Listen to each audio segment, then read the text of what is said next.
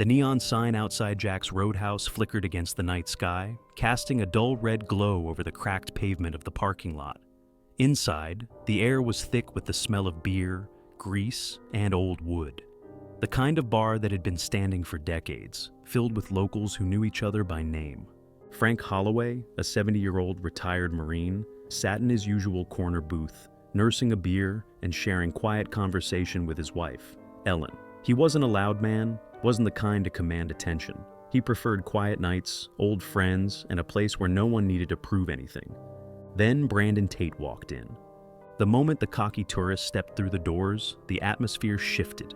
He carried himself like a man who had never been told no before, dressed in designer jeans, an overpriced watch, and a smirk that could start a bar fight.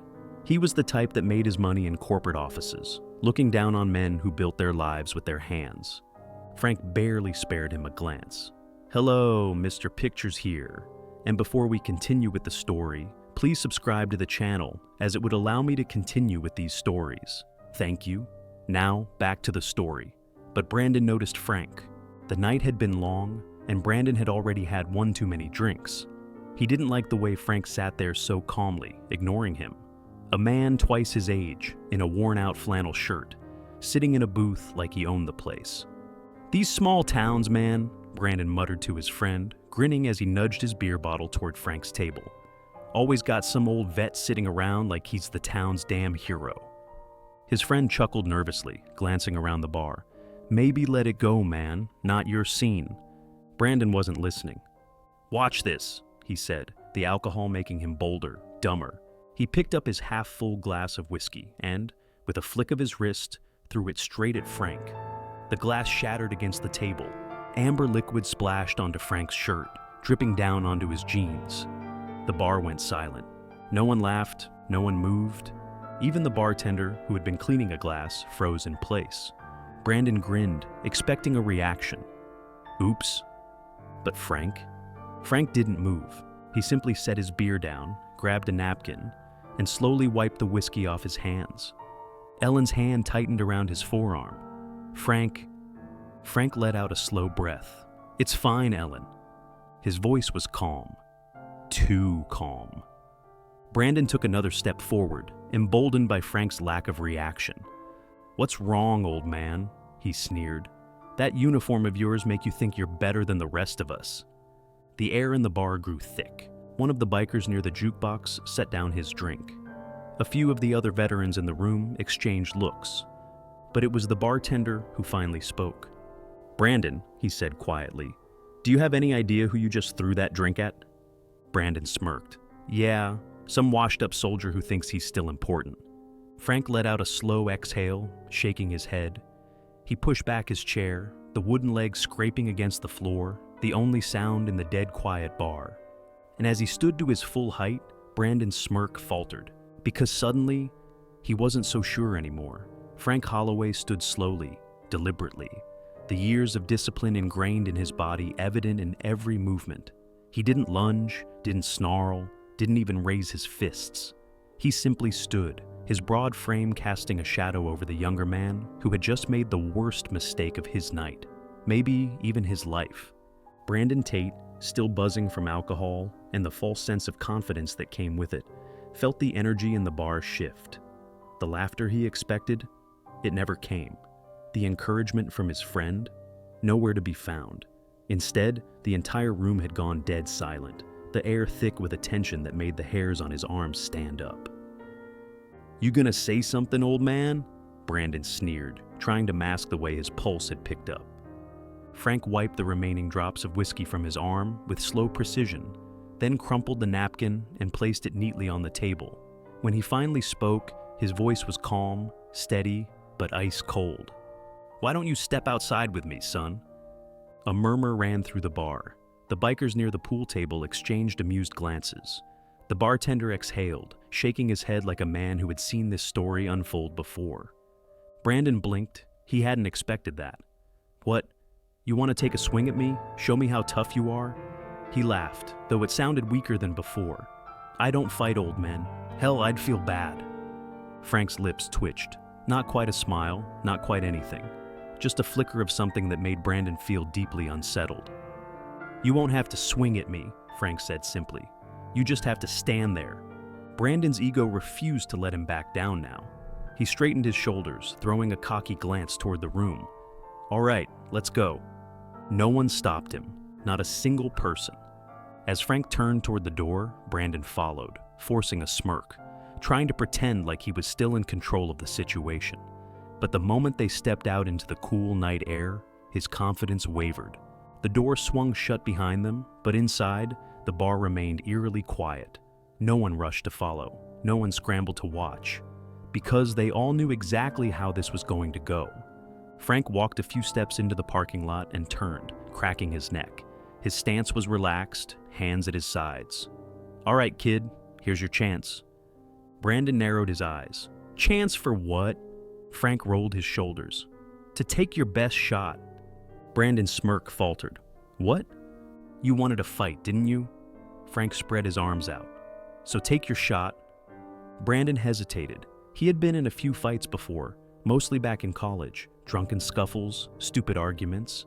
He had always been the guy who threw the first punch, who let his size and attitude intimidate people. But this wasn't the same. Frank wasn't tensed for a fight. He wasn't posturing, wasn't talking trash. He was just standing there, calm as ever. And that's what made it terrifying. "Go ahead, son," Frank said, his voice almost bored now. "Swing?" Brandon swallowed, his fists clenched at his sides.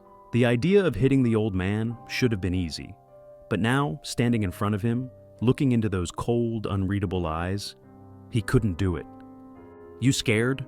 Frank asked, tilting his head. Brandon flushed with anger. That did it. With a growl, he swung. It was sloppy, wide, the kind of punch that relied more on emotion than technique. And Frank didn't even move. He simply leaned his head slightly to the side, letting Brandon's fist cut through empty air. Brandon stumbled forward, off balance, his confidence evaporating. Frank let out a low chuckle. "I thought you said you didn't fight old men." Brandon gritted his teeth. "You got lucky." He swung again, faster this time. And again, Frank wasn't there. The older man sidestepped effortlessly, like it was second nature, like it was muscle memory. And suddenly, Brandon knew. This wasn't just some old man. This was someone who had fought real battles. Brandon's breath hitched in his throat. "Who the hell are you?" Frank finally took a step forward, just one. But it was enough to make Brandon instinctively step back. "You know what the problem is with guys like you?" Frank said, his voice still infuriatingly calm. "You think being loud makes you strong. You think money makes you powerful. You've never had to actually fight for anything in your life." Brandon's chest heaved. He felt like a cornered animal. "You don't belong here," Frank continued. "You walked into that bar thinking you could push people around, throw a drink on a man you didn't know, because you figured there wouldn't be any consequences." Brandon tried to find his voice, but it felt caught in his throat. Frank took one last step forward, and now they were nearly chest to chest. "You were wrong." Brandon's breath was ragged. He was sober now, adrenaline washing away every drop of liquor that had fueled his arrogance. Frank didn't need to hit him, didn't need to throw a single punch. Brandon had already lost. "You gonna say something, son?" Frank asked. Brandon clenched his fists, his entire body screaming at him to walk away. But he couldn't. Not yet. His pride wouldn't let him. "You think this makes you tough?" he spat. "Standing here, playing mind games? You think that makes you better than me?" Frank chuckled, shaking his head. "I don't need to be better than you, kid." He stepped back, giving Brandon space. "I just need to make sure you never pull this crap again." Brandon stared at him, chest rising and falling. He wanted to fight, wanted to win. But there was no winning this, not against a man who had already fought wars and walked away standing. And finally, after what felt like forever, Brandon did the only thing left. He turned and walked away. Hello, Mr. Pictures here. And before we continue with the story, please subscribe to the channel as it would allow me to continue with these stories. Thank you. Now back to the story. He didn't say another word, didn't look back. He just got into his car and drove off. Back inside the bar, the moment the door swung open, the conversation resumed like nothing had happened. The bartender glanced at Frank as he stepped back inside, shaking his head. "You really didn't have to scare the poor kid like that." Frank smirked, sitting back down next to his wife. "Didn't have to, but he'll think twice before trying it again." Ellen smiled, patting his hand. "Still scaring idiots half your age, huh?" Frank chuckled, picking up his beer. "Someone's got to do it." Brandon drove for miles before he realized his hands were shaking. His grip on the steering wheel was tight, his knuckles white, his pulse pounding in his ears like a war drum. He had never felt like this before, small, powerless, completely and utterly outmatched. It wasn't just that he had lost, it was that he had never even stood a chance. The man back at the bar, Frank Holloway, had barely lifted a finger. He had stood there, unshaken, unbothered, like a stone against the tide. Brandon had thrown his best shots, his arrogance, his wealth, his bravado. And Frank had cut through them like they were nothing. The realization made him sick. He pulled his car into a gas station parking lot and let out a slow, shuddering breath. He needed to get his head straight, needed to convince himself that what had happened back there wasn't as bad as it felt, except it was. And the worst part? He had no one to blame but himself. Brandon clenched his fists, his ego screaming at him to find some way to make this right. But what could he do? Go back and throw another drink? Try to fight again? He knew better. Frank Holloway was not the kind of man you got a second round with. Brandon exhaled through his nose and reached for his phone. He needed to vent. Needed to hear someone tell him that he was still in control, that none of this mattered. He dialed his friend Ryan, the same one who had been at the bar with him. Ryan picked up on the third ring. "Dude, what the hell was that?" Brandon's stomach twisted. "What do you mean?" "You walked into that bar acting like you owned the place," Ryan said. "And then that old guy he let out a low whistle. Man, I've never seen you back down from anything like that." Brandon gritted his teeth. "I didn't back down. You didn't even land a punch, bro. The guy played you. You looked like a kid swinging at shadows." Brandon's grip on his phone tightened. "Shut up." Ryan chuckled. "Relax, man. I'm just saying, next time, maybe don't mess with guys who have actual combat experience." Brandon ended the call without another word. His chest felt tight, his pride burning like an open wound. For years, he had built himself up as untouchable, a man who could say and do whatever he wanted without consequence. But tonight, he had been put in his place, and the whole damn bar had seen it. That's what bothered him the most, not the drink, not the fight that never happened, but the way everyone had looked at him afterward, like he wasn't worth their time, like he was a joke. Brandon slammed his fist against the steering wheel, his jaw clenched so tight it ached. He needed to fix this, needed to prove to himself, to that bar, to the damn world, that he wasn't weak. But deep down, for the first time in his life, he wasn't sure if that was true anymore. Back at the bar, Frank Holloway took another sip of his beer, watching the door swing shut behind Brandon. "Think we'll see that boy again?" one of the bikers asked, leaning back in his chair. Frank smirked. "Not tonight." He wiped his mouth with a napkin, shaking his head. "But maybe someday." Ellen smiled beside him, patting his arm. "And what happens then?" Frank exhaled, setting his beer down. "That depends," the bartender chuckled. "On what?" Frank leaned back, stretching his arms. "On whether or not he learned his lesson." The room erupted into quiet laughter, because they all knew the truth. Some men learned the first time, some never learned at all, and only time would tell which kind Brandon Tate was. Brandon sat in his car outside the gas station, the neon glow from the lights above buzzing like a swarm of wasps in his ears. The weight in his chest wasn't something he could shake, no matter how many times he tried to convince himself that none of this mattered. But it did. It mattered because, for the first time in his life, he wasn't the biggest presence in the room. He had spent years believing that money, success, and confidence made a man powerful, that the loudest guy in the room was the one in control. But Frank Holloway, that old man had been calm, composed, steady as a rock. Brandon had swung at him, not just with his fists, but with his words, his arrogance, everything that had always worked for him in the past. And Frank hadn't even needed to fight back. That realization gnawed at Brandon as he sat there, Staring at his own reflection in the rearview mirror, he didn't like what he saw. The puffed-up ego, the insecurity disguised as confidence, the smug smirk he always wore, none of it had meant a damn thing in that bar. His phone buzzed beside him, another call from Ryan. He ignored it. He wasn't ready to hear more about how badly he had been humiliated. What was he supposed to do now? Walk into the next bar and act like nothing happened? Keep running his mouth, throwing his weight around until someone else put him in his place again? Number. That wasn't an option anymore. He had two choices.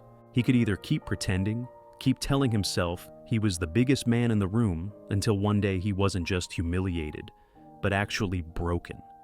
Or he could learn. He could shut up for once in his life, stop talking and start listening. With a deep breath, he pulled out of the gas station and turned his car back toward town, back toward Jack's Roadhouse. Inside the bar, Frank was midway through another sip of beer when the door swung open again. The conversation in the room quieted just a little, enough for people to notice who had just walked in. Brandon Tate stood in the doorway, his usual smirk gone. He wasn't swaggering, wasn't puffing out his chest like he owned the place. He just stood there. Frank sighed, setting his drink down. "Well, I'll be damned." The bartender chuckled. "Didn't expect that." Brandon scanned the room, his eyes landing on Frank. Then, with a slow exhale, he walked toward the booth. The bikers leaned back, amused. The waitress folded her arms, raising an eyebrow. Brandon stopped beside Frank's table. For a moment, nobody spoke. Then, Brandon did something no one expected. "I was an asshole," he said, his voice firm but quieter than usual. Frank raised an eyebrow. "That a fact?" Brandon nodded, swallowing hard. "Yeah, it is." The bar stayed silent, waiting to see what would happen next. Brandon cleared his throat. "I ran my mouth back there because I thought I knew what strength looked like. I thought it meant being the loudest guy in the room, being the one nobody messed with." He exhaled sharply. "Turns out I didn't know a damn thing." Frank didn't answer right away. He just studied him. Brandon fidgeted, feeling the weight of every set of eyes in the bar on him. But for once, he didn't feel the urge to fill the silence with words. Finally, Frank nodded slowly. "And," Brandon hesitated, "and I want to know what the hell real strength actually is, because whatever you've got, I don't have it." A smirk tugged at the corner of Frank's mouth. He gestured to the empty seat across from him. "Sit down, kid." Brandon hesitated only a second before lowering himself into the booth. The tension in the bar eased. Conversation started up again, drinks clinked together, the room shifting back to normal. But here, at the small wooden table in the corner, something different was happening. Frank Holloway, Marine, combat veteran, a man who had spent his life learning what it meant to be strong, looked across the table at Brandon Tate, the kid who had just learned the hardest lesson of his life. "First lesson," Frank said, tapping his beer bottle on the table. "You shut up and listen more than you talk." Brandon nodded. "Got it." Frank smirked. "Second lesson?" Brandon leaned forward, waiting. Frank's voice was calm, unwavering. "You don't throw drinks at people who can end you in 5 seconds flat."